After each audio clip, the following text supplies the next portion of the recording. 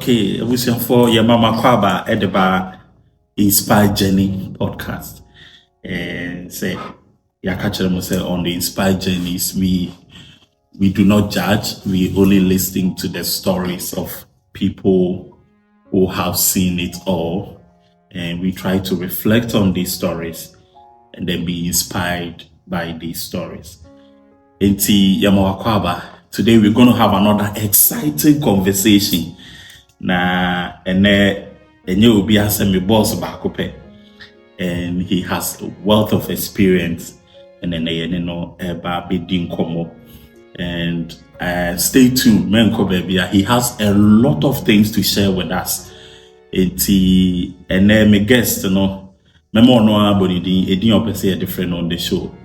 Eti people actually di be na be say the different on the show. My name George Boateng. George Boateng. See, on this show, we'll be calling him Mr. George, just for the purposes of our conversation. Like I said, Mr. George has a very interesting and inspiring story, and in fact, I admire him for that. And if you look at his story, and which very soon we're going to know a bit more details about, you would just be inspired. It tells you that it doesn't matter where you find yourself. It doesn't matter your age. You can also do something for yourself. So this is just for the youth out there who think that, everything is all about just sleeping and getting it overnight. That's not how it works. And so today we are going to be inspired by the story of Mr. George Boateng. He has a story from Ghana to Liberia and then to the UK. It's really an inspiring story. So, Mr. George, me about Inspire Journey. So, yeah. Now, who beat me about full name? Now, what baby are free? Okay, again, the George Boateng. My mother free Central Region Apam. Yeah. Okay. Free Council. And our father free King Council, and also yes, Central Region. Ashanti, Kinti, we are Fanti Ashanti. Yeah. It's Fanti Note, Utimika. Meti. At least me yeah, but not so. Etum kan kakra. Yeah. Fanti so we kasabia we delpa. Okay. Yeah, that was to say, and then so your friend waje so to be part of our show. Taking your mind back to Ghana, growing up, how was it like in Ghana? First and foremost, maybe I know me di kan banya me ase. Because maybe I can say the life and the life of every human being revolves around God. In fact, for initial stage, now everything was going smoothly. My name is sister, father and father pilot can every do this, at least there was nothing like challenges in life. That is as a child, as a child. So Papa your pilot, into pilot, and so if you be there, to there, a corporate airport to feel by a corporate, at least so I won't say a school or class teaching or 2 class teachers, also chair my day or holidays near the end, In fact, everything was okay. Okay. But along the line, there was a split between my mother and my father. And then my mother and my sister. So I made it father change. One father change for quite some time. Father's not very strict and not yet Christian. Okay. Once in a blue moon church goer. It is along that there was a monumental meltdown in his health. The knee. He has to go into earlier retirement. That was the time everything started unraveling. Wow. Life. And we have to leave from Accra and go to the village and run away to. Okay, so before, what were your mother also doing?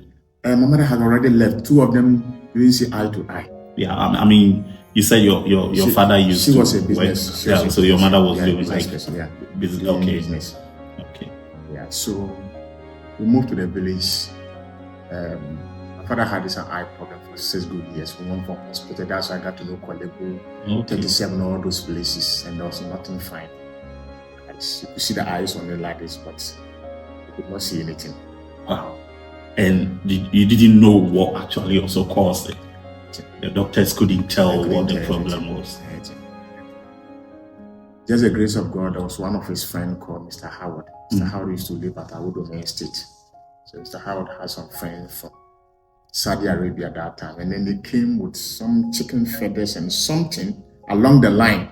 After we have gone all over from hospitals to hospitals. And then they did something. That's why later he was able to use glasses. With chicken feathers? Yeah, chicken feathers with some medicine and other things. But you don't, at that time, as a child, you couldn't. Around 15 years. Yeah, so you couldn't really tell exactly what they did. So he was able to use glasses. And then to stay in the village was very difficult for me. Because waking up in the morning, going to the farm and all those things, I didn't grow up there. I didn't have the experience at all. Oh, okay, you grew up in the city. I was born in Accra, Russia. The city life. Yeah. You were enjoying Russia, is it Dansoma, right? Yeah, Dansoma. So you were enjoying the city life. So moving to the village at the Wutu side, it was a difficult something. Wow. Yeah, it was a difficult something. I couldn't stay there.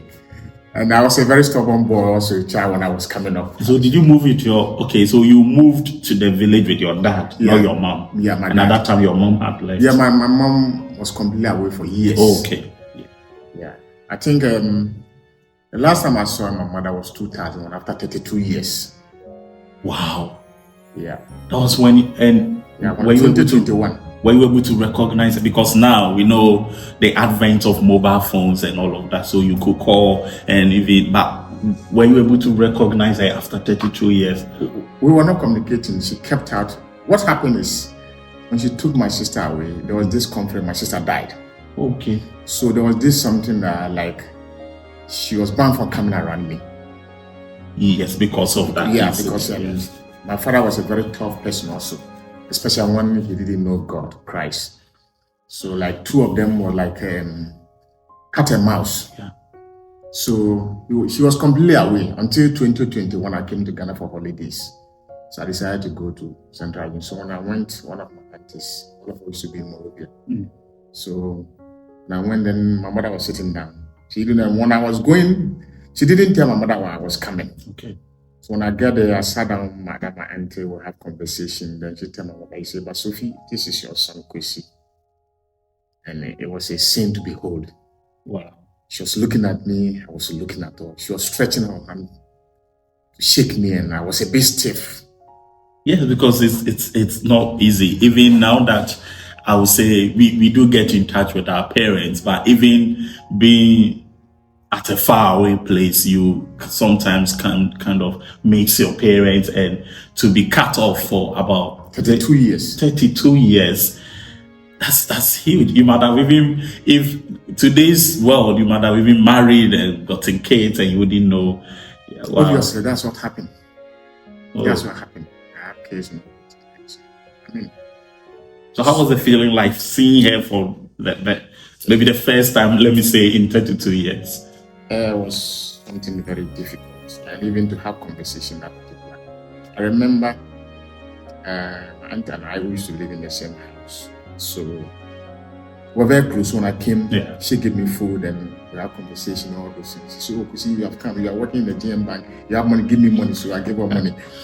So later on, after I come, my mom was sitting down somewhere. So my aunt said, "Oh, but then go and then talk with her, have some conversation." It was difficult, and when I sat down with her. For about 10 minutes, I didn't know what to say. We only sat down there later saying, "I want to go to bed." So the next day, she called me 1 or 2 uncles. And she apologized. And then when I was going to, I used to buy cloth.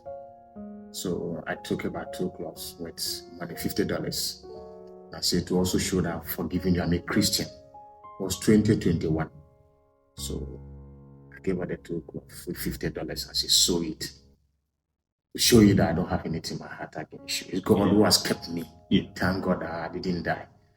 You born me, but you are not my creator. Yeah. It's God who created me, so I'm still alive.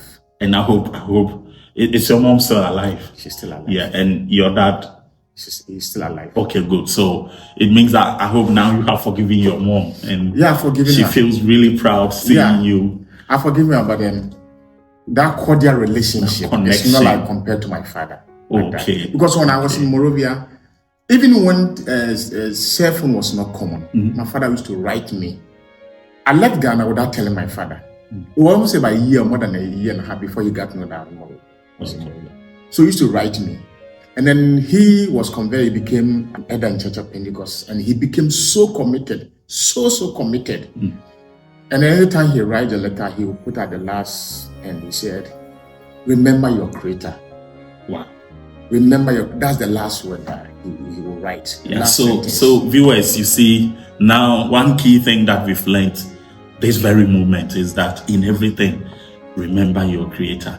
If you are not a Christian, for some of us, we believe that it is God who has brought us this far.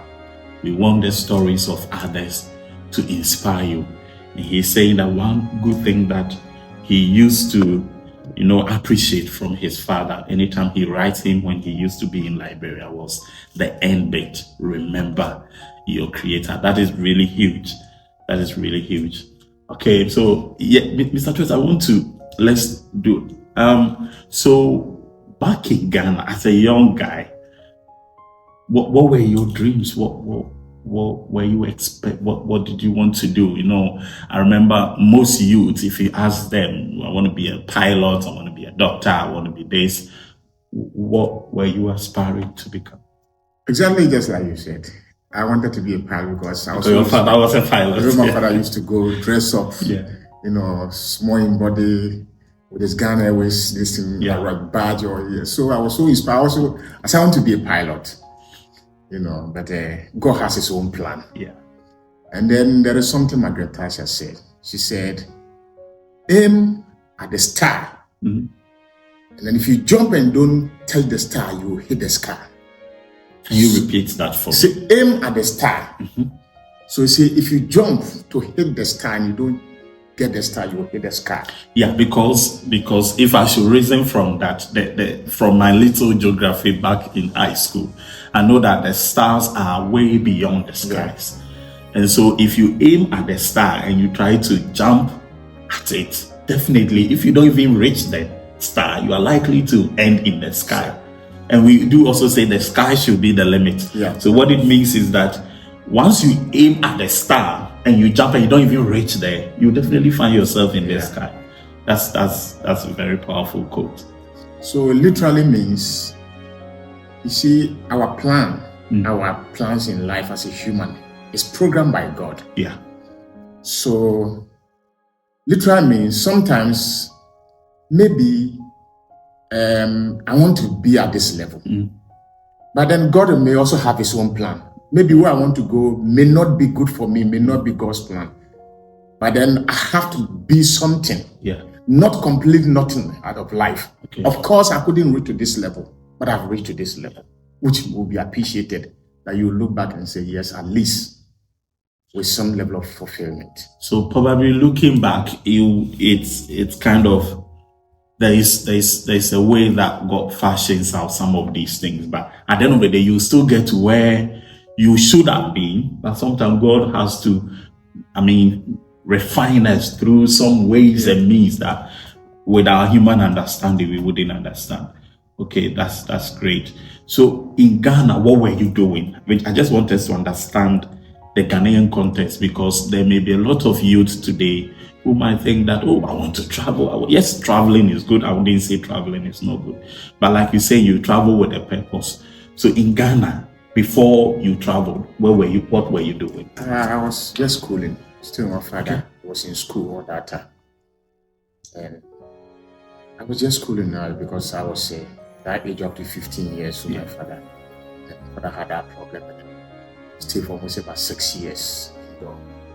Then that time I've gotten admission to go to secondary school. And my choice, so I decided to call it Center of Ghana National. My uncles who came from US used to cheer Ghana National. Okay. And then along the line, when that situation happened to my father, I didn't go to secondary school.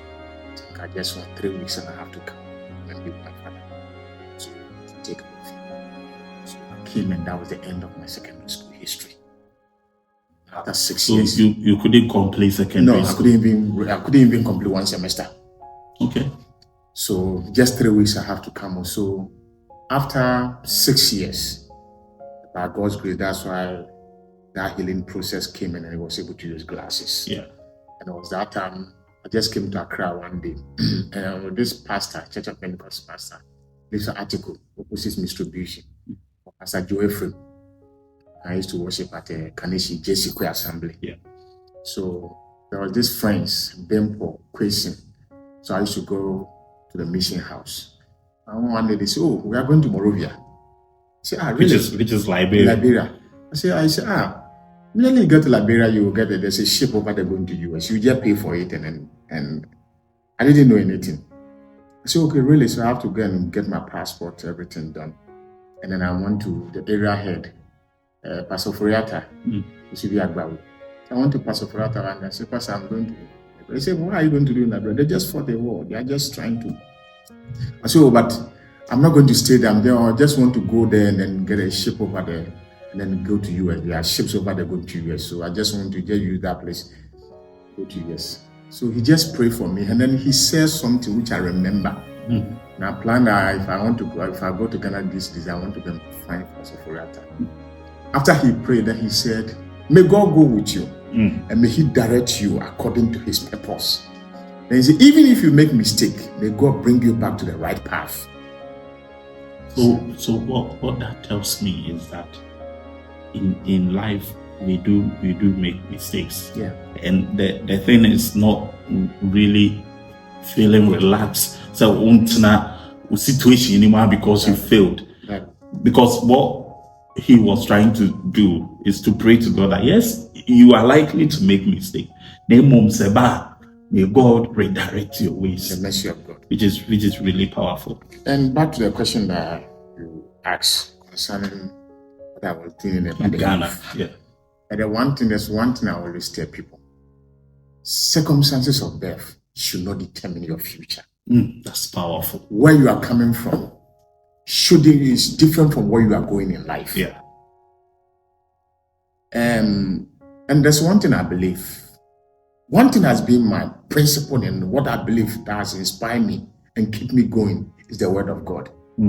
Hold God by his word. The Bible says there is nothing that, you see, there's a quotation with Psalm 132 verse 2. You say, there is nothing that God so honor compared to his name and his word. Yeah. You honor his word and his name. That's why in everything you say, I swear by my own name.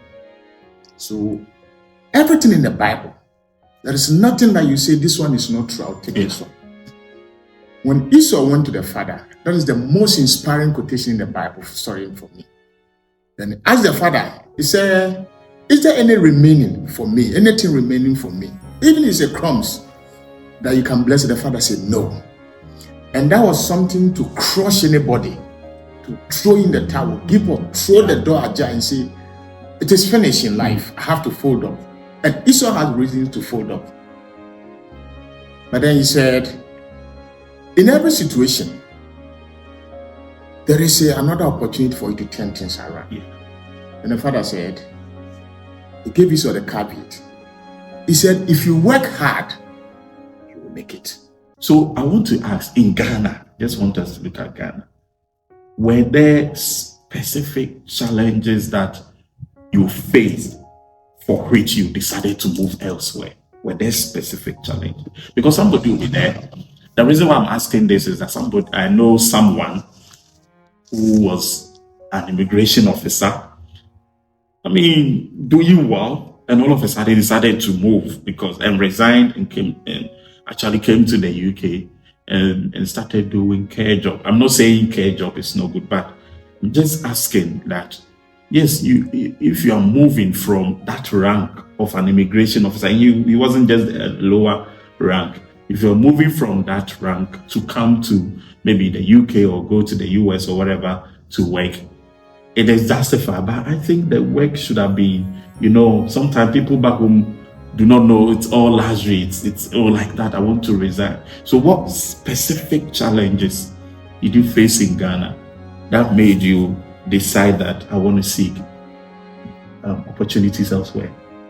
As for me, when I was living in Ghana, I was in my 20s. I was Okay. very young. And I didn't have much doing, like work at that time.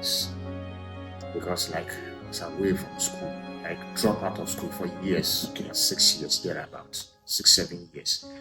We moved to the village, and then the village life, I wasn't used to the village life. So I would say maybe I was influenced by friends. Okay. Going to Liberia, we can easily get a ship over there and then go to the US and then start a life. So I just follow friends. But then God was so good that He was able to direct me. Of course, I made so many mistakes. God was able to save my life until today. Then I always say that, like the question that you pose, if you have something to do, you see, life always you have to think outside the box. There's this Norwegian Prime Minister, Martin Atisari, who coined that word, say, think outside the box. So always you have to look at a target in life. Yeah. What do you want to reach? Okay, I'm doing this job. This is how much I've been paid. This is my situation now. Okay, now I'm not happy. I don't like my current status. What can I do that 5 years time I will not be in the same situation? So maybe I should further upgrade. I should upgrade myself. Yeah. So it's kind of having purpose in life. Have purpose in life where you want, because if you glorify the past, it means you are not going anywhere in life. Okay. I was class 1, but now I'm class 2. I'm going to class 3. Every time they have to be a step ahead. So this is the situation. This is where I find myself. 5 years time, 10 years time, I don't want to see myself in this situation. What do I want to do? People have stayed back home, and then along that they have prospered, they have made life. You see, if you don't know what you are looking for in life, you will meet your opportunity and then you pass by. And then there's one great man who said, sometimes where you find yourself doesn't matter. What matters is the power of your imagination. What is inside here? Yeah. Because you may storm your toes today on $100,000. Yeah. And then the $100,000, you feel that you are blessed. You are not blessed until the brain to multiply the $100,000 that you say you are blessed. Yeah. So it's not always the case that if I'm in Ghana, you see everything bleak. There is no opportunity in Ghana that I have to travel out. Yeah, traveling out is good. But then there are people who have also stayed back home and along the line, they made life. Yeah. So first and foremost, everything you have to start by pray to God for direction. Because you may travel and along the line, you make mistakes. And then along that will draw your life way back. So like what's the question you asked me? Maybe I'm a police officer, I'm immigration, I'm a military officer. Okay. Then maybe let me further my education. Let me go to law school. Or let me go this. After some time, maybe I will not be at this level. Yeah. And I mean, if you work hard, you pray hard, you pray more, you work hard, you definitely make it in life. Yeah.